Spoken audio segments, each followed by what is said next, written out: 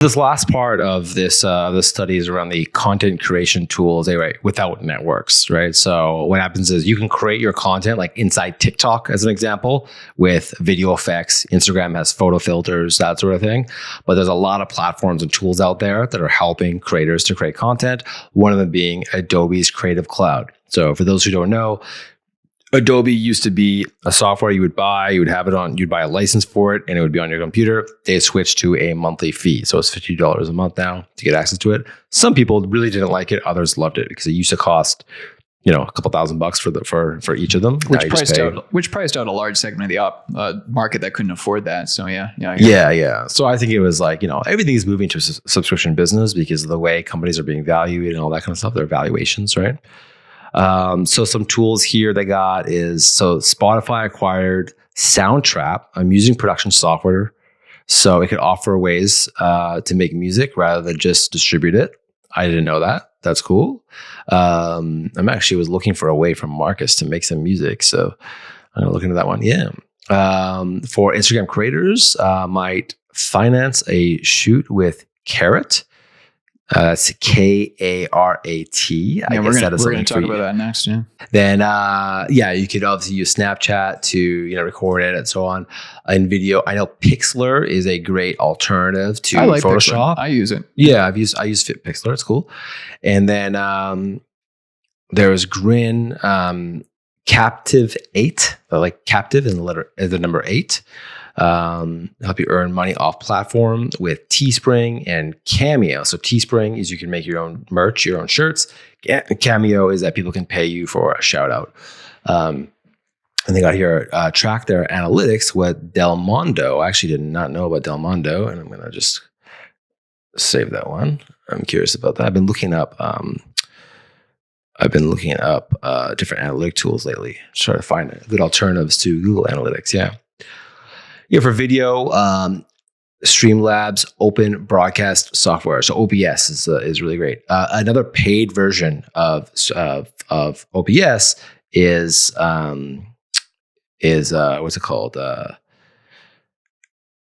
forget what it's called. I actually have it. Wirecast by ScreenFlow's company. I forget what they're called. And I've used Camtasia a lot. I've tried OBS. I don't find it very user friendly. I find it really frustrating. That was the story with OBS is that people say it's not as user friendly. That's why I got Wirecast. Plus they have like some support, stuff like that. But honestly, between OBS and Wirecast, they're both not that easy to use. Oh, really? You take some tinkering, but there's a lot of YouTube videos and so on of people helping you with OBS. So if you're looking to do broadcasting, that sort of thing, OBS is pretty cool, right? A lot more tools here around making videos. I've been noticing a ton of products coming out for creating videos, especially like story formats and stuff, doing automatic captions. A lot of stuff coming out in that space. Basically trying to make the creator's job a whole lot easier to automate, outsource a lot of that tedious kind of stuff. And the AIs are finally getting to that point too, where the sub captions and closed captions are getting better too, for sure. They are, yeah. And I also think that there's a lot of them coming up on AppSumo where you get daily deals, pay one time, and get access to it. So I've seen them come up on there a lot.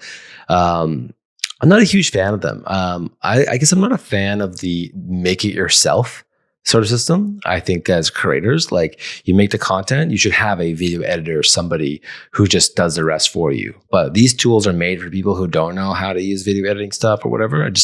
I feel like it just takes so much time to like put these together that I just can't imagine myself. I really like that you just said that. Evan Carmichael gave me one of the best tips I've ever received. When I think I either asked him this or somebody in the group asked him this. He was like, do you either want to be a fantastic video editor or a fantastic content creator?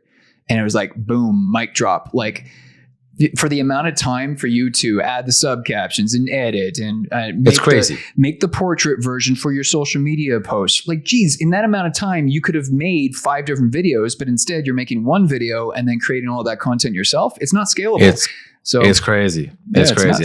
That's the thing is that with all these tools, I never really care about them because it's like, I'm never going to use it. Right.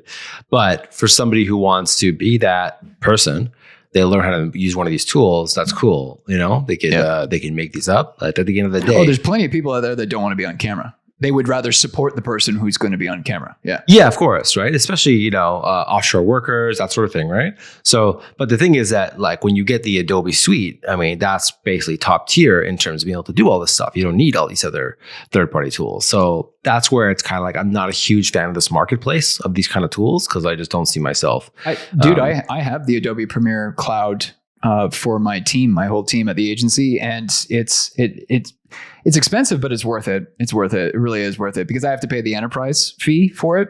Right. But you get it's like 40 apps. And again, I'm not the person using the app. So it's Photoshop, it's Adobe Premiere Pro, it's After Effects. But that's the thing is that if you know how to use that, it's better than all of these kind of, I don't even want to call them self-serve, but they're kind of targeting, I think they're targeting people, the creators that are going to do it themselves. Yeah. I just really advise around not doing it yourself and just, you can get somebody offshore helping you out and doing this stuff for you. You just should not be doing this yourself. The next thing here is around the photography and graphics. I know a lot of people who are getting into Canva. Here they put there's Affinity as a company here. They got Pixlr, PicMonkey, Photo.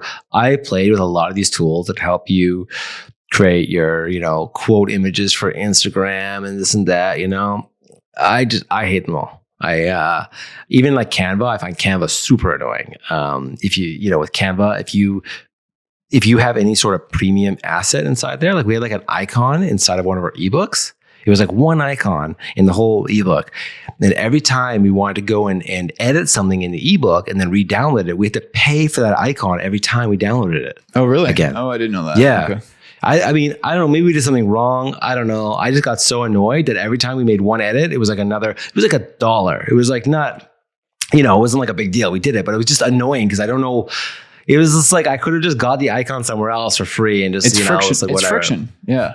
Yeah. It's friction. Yeah. Right. And then I've seen other tools like this that are supposed to help you, you put your brand together and make it, but it's just, I'm just not going to do it. I'm just going to hire a designer and they're just going to take care of it. But if a designer wants to use Canva, I don't care, use Canva. But if I was going to hire a designer, I would rather hire a designer that uses Photoshop.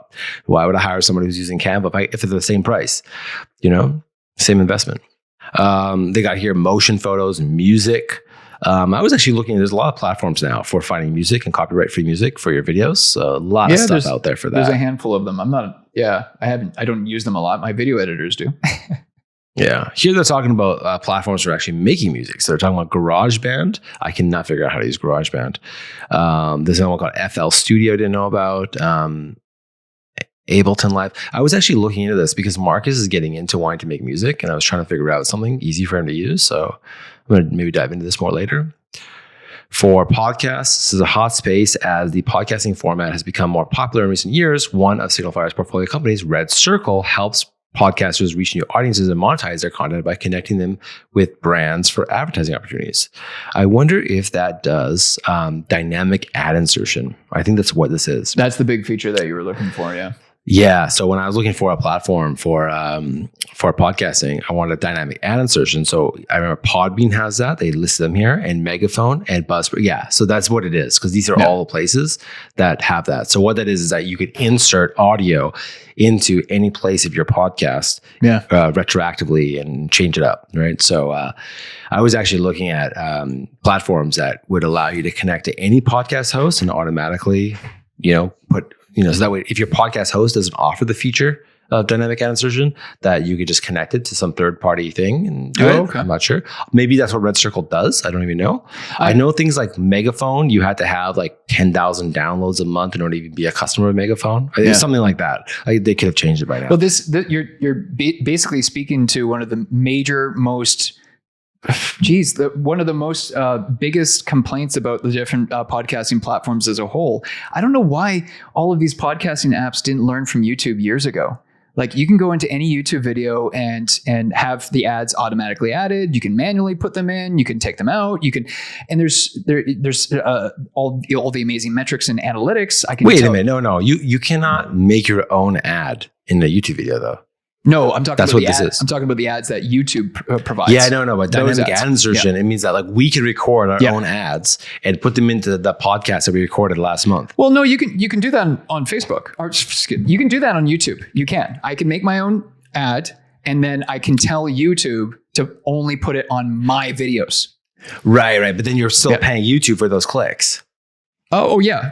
Well, you're split. This is different. You're paying YouTube and yourself. I know. Like, so you're, because there's that 55-45 split. Yeah. But that's totally different. I mean, this is not the same. I got you. What I think I haven't figured out why no one's done this yet is when you're on YouTube and the comments under the video are very valuable. Why is there no podcasting platform where you can comment on the episodes? Yeah, I don't get that. Like when Spotify was investing like $100 million for Joe Rogan's podcast, and they're like investing in I'm like, why don't you just add comments to podcasts? Like that was like the one thing. $100 million. I will switch. I would switch to any platform if they put comments on their podcast, because I always want to know what other people think about what the episode was. I want to hear their opinions. And it's not just comments; it's the metrics and the analytics. It's way richer information that you're getting from the YouTube platform than any of the podcast platforms. They need to catch up. If Spotify did that, it's going to become a social network around audio. Yeah. And if they start adding video to podcasts, now you got audio and video, and then you got music videos, and then you got like. And I've been saying this for years. I don't know what's causing the delay. I don't know if there's a technical problem. I'm not a developer. I don't know if there's a technical problem that's preventing this. I doubt it. If a video platform can do it, why can't an audio platform do these things? It doesn't make sense. I've really wondered about that. I really wondered about that for a long time, why they don't do it.